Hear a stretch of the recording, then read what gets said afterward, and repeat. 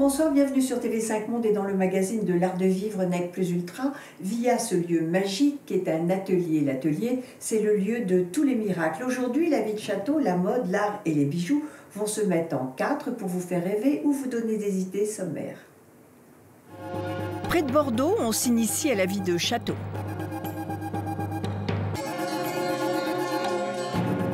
Kenzo Takada nous fait une fleur avec ses précieux bijoux. Et Jean-Gabriel Mitterrand partage ses passions avec nous.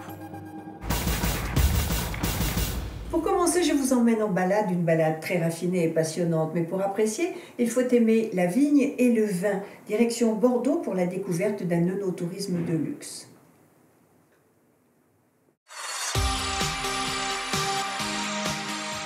Survoler les vignobles en hélicoptère, découvrir Bordeaux en bateau ou en Rolls-Royce. Ici, on s'offre la vie de château. Bernard Magret possède près de 40 vignobles dans le monde. Il ouvre les portes de ses plus beaux domaines du Bordelais. Cécile, sa fille, en est responsable et nous accueille.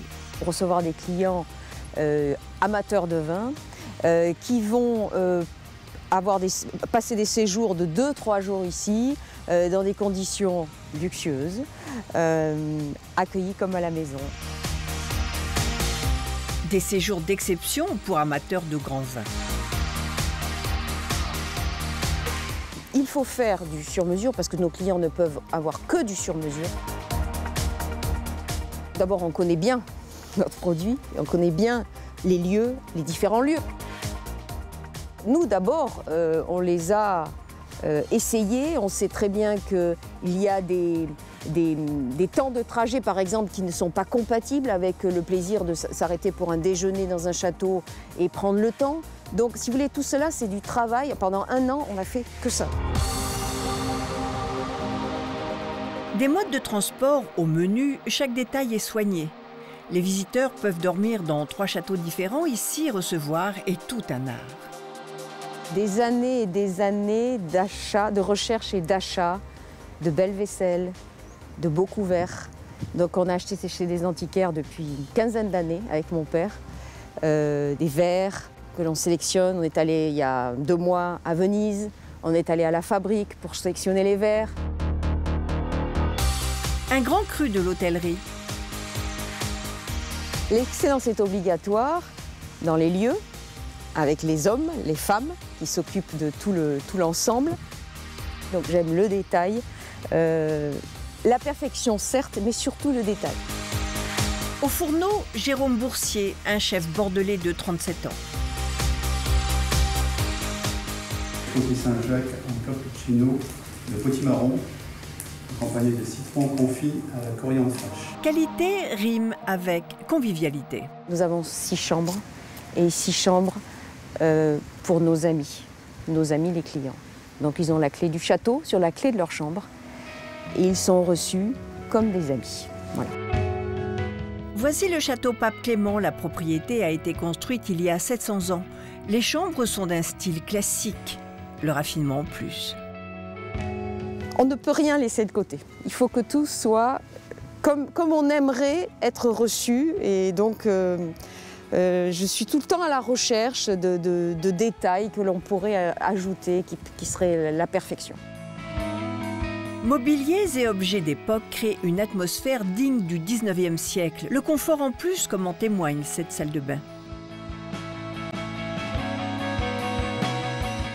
Donner une notion d'accueil, développer la convivialité au sein de nos propriétés.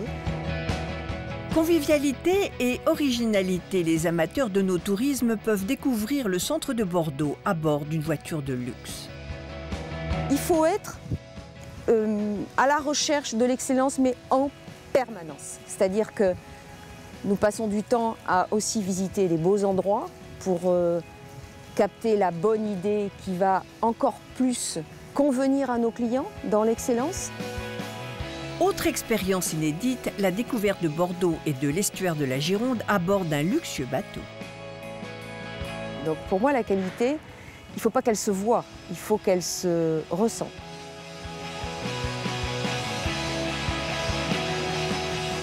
C'est avec la même recherche de la perfection que Bernard Magret gère ses vignobles. Il en possède dans le Bordelais, le Languedoc, le Roussillon, en Provence et dans 7 pays étrangers. Le vin, c'est très difficile à choisir. Et c'est pour ça que moi, si j'ai 40 vignobles, c'est parce qu'il y a 40 terroirs différents, 40 émotions différentes, 40 typicités de vin différentes. C'est cette variété qu'il souhaite faire découvrir aux visiteurs. Parmi les différentes visites, il y a une visite qui est cours de dégustation, donc qui dure 2h30. Une visite du château, plus un cours de dégustation. Mais on se rendait compte, à la fin du cours, nos clients sont un peu frustrés. Ils ont appris des choses, mais tout ce qu'on leur a montré, les assemblages, ils repartent sans rien. Et en fait, il y a eu cette rencontre extraordinaire avec ces deux garçons, Rodolphe et Pierre, et qui ont eu... En fait, on s'est rencontrés sur la même idée et ils nous ont dit nous, on est capable de vous mettre en place quelque chose de totalement complet. C'est vrai que le vin, avec toute la matière première et la diversité de matières premières que l'on peut avoir, il est peut-être possible et intéressant de proposer à chaque individu de personnaliser, de créer un produit sur mesure qui lui ressemble et qui lui correspond réellement. Le temps d'une dégustation, on pourrait devenir œnologue.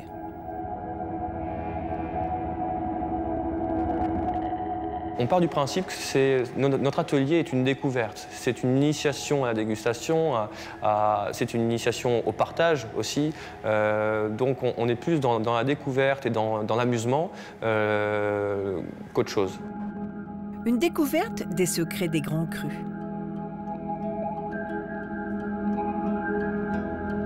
Puis ensuite, ce qui est amusant, c'est réellement de mettre la main à la pâte. Je pense que chaque personne qui vient et qui fait elle-même ses assemblages, qui fait elle-même l'élaboration de sa bouteille de vin, elle apprécie énormément d'être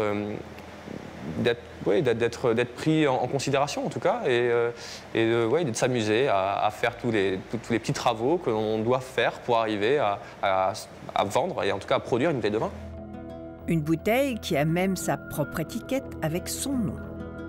Pour moi, le luxe, c'est de pouvoir offrir à son meilleur ami quelque chose dont il va se souvenir toute sa vie. Ici, on ne met pas de l'eau dans son vin, mais de la passion. Personnellement, c'était mon rêve. Donc, grâce à mon père, depuis 4 ans, je réalise mon rêve, voire d'autres rêves, puisqu'on a d'autres projets dans ce sens. Ce séjour, c'est un concept original pour exploiter l'or rouge. Un cadeau divin pour les amateurs de vin.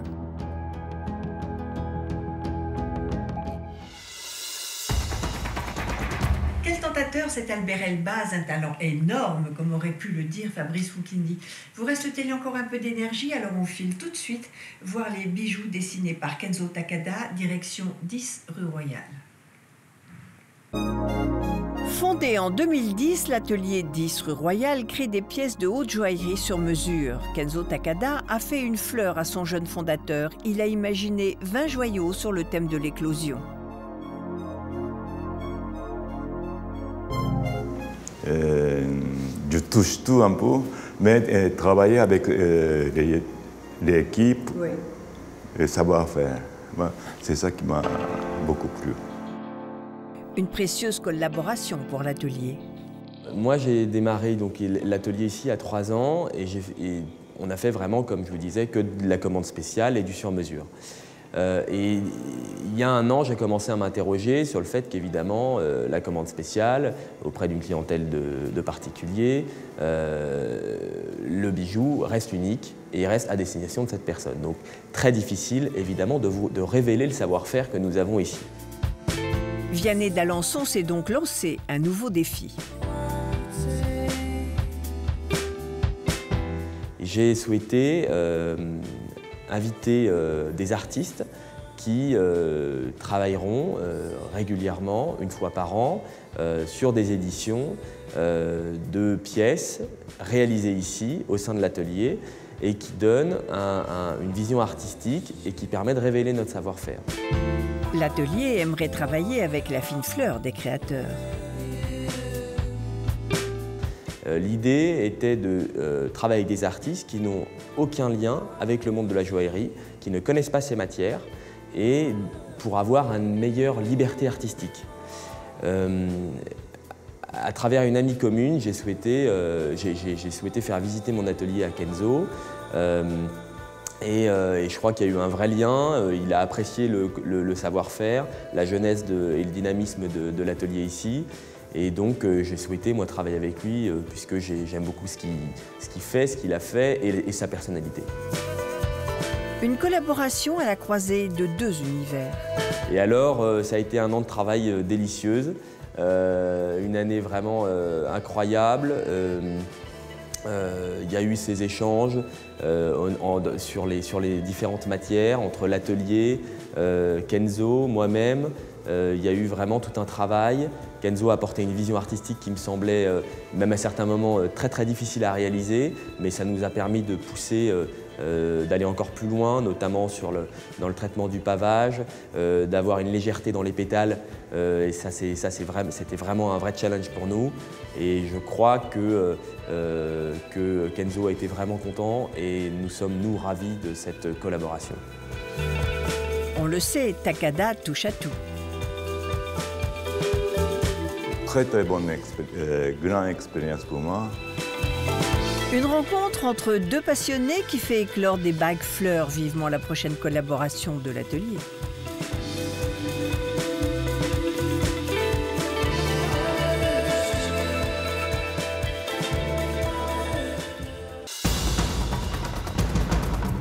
Tout de suite, nous avons rendez-vous avec un amoureux de la sculpture contemporaine. Jean-Gabriel Mitterrand avait le stand N11 à la dernière Biennale des Antiquaires et quelques jolies pièces rencontres. Ses premiers amours, la sculpture. Mais Jean-Gabriel Mitterrand a plusieurs passions. Son stand à la dernière Biennale en est la meilleure démonstration. Sculpteur, artiste des années 1960 et plus récemment d'art contemporain. Une évolution marquée par l'ouverture d'une nouvelle galerie en 2003 dans le Marais. Il aime particulièrement la nouvelle scène chinoise. Pour la Biennale, il a voulu faire une synthèse de ses goûts. La Biennale, c'est un très grand moment. D'abord parce qu'il ne se reproduit que tous les 2 ans, parce qu'il y a les meilleures galeries de toutes les époques, pratiquement.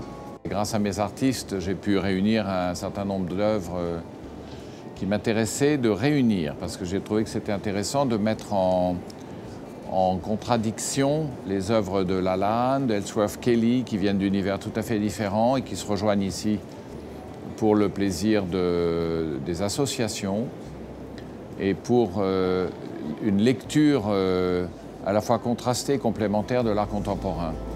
À la Biennale, les arts décoratifs ne font pas tapisserie.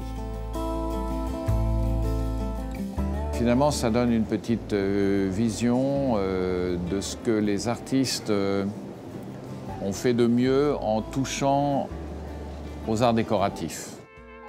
Les meubles du XXe siècle ont la cote. On a une sorte de formidable compétition, en fait, aimable et consensuelle, mais on fait tous de notre mieux pour obtenir l'attention du public et des grands amateurs internationaux. Dans ce safari de galerie, Jean-Gabriel Mitterrand a mis en avant un couple, François-Xavier et Claude Lalanne. Il aime les sculptures d'animaux très épurées, elle préfère les motifs plus baroques. La banquette Crocodile a été conçue par Claude il y a à peu près une dizaine d'années. C'est une banquette qui venait en accompagnement à la suite du succès des fauteuils Crocodile. Elle a souhaité faire une sorte de retour au fauteuil, mais avec le double fauteuil, c'est-à-dire la banquette. Et dans une conception un peu différente. Mais c'est une beauté parce que c'est une conception à la fois baroque, mais en même temps incroyablement sculpturale. Donc c'est un travail d'artiste qui s'inscrit merveilleusement dans un décor contemporain. Claude Lalanne s'inspire aussi du motif végétal, exemple avec cette table en bronze. Certaines œuvres sont encore plus étonnantes. Le Petit Choupat, c'est une œuvre de Claude Lalanne. C'est une des premières œuvres qui a été véritablement très célèbre immédiatement à la fin des années 60, réalisée par Claude, qui dans un esprit surréaliste a associé un chou et des pattes de poulet. Chaque feuille est sélectionnée, trempée dans un bain de cuivre par le système de la galvanoplastie, ce qui fait que le cuivre prend la place de la feuille. Ensuite, Claude cisèle, patine, et évidemment assemble les pièces. L'âne de François-Xavier Lalanne a une histoire merveilleuse parce qu'il a été créé pour Nathalie de Noailles, la fille de Marie-Laure de Noailles, pour l'Ermitage de Pompadour. Et il était fait, l'original qui est là-bas, a été fait en fer battu.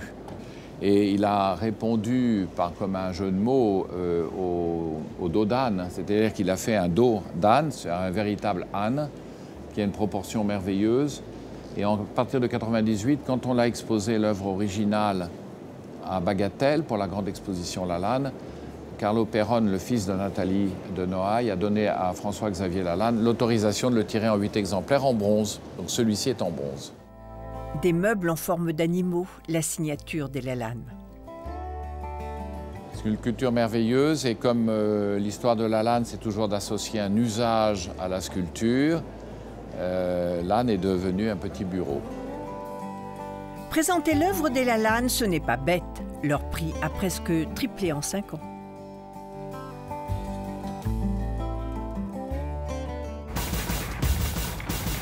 Les bateaux, les bijoux, les tissus d'ameublement, quelle créativité, à première vue, ça conserve. Merci de nous avoir suivis, merci à l'atelier La Forme de nous avoir accueillis. Je vous retrouve la semaine prochaine, toujours sur TV5 Monde ou sur tv5mondeplus.com pour nous revoir ou sur notre page Facebook pour en savoir plus. D'ici là, voici notre coup de cœur, puisque le luxe est une histoire de cœur. Au revoir. Le futur de la mode, c'est ici, au salon Capsule. Le concept de la marque Twins for Peace est simple. Pour une paire de chaussures achetées, la même paire est offerte à un enfant dans le besoin, éthique et chic. 11 ans déjà que Starco s'impose comme le magasin du streetwear. Toujours à l'affût de nouvelles marques, la boutique n'a pas pris une ride.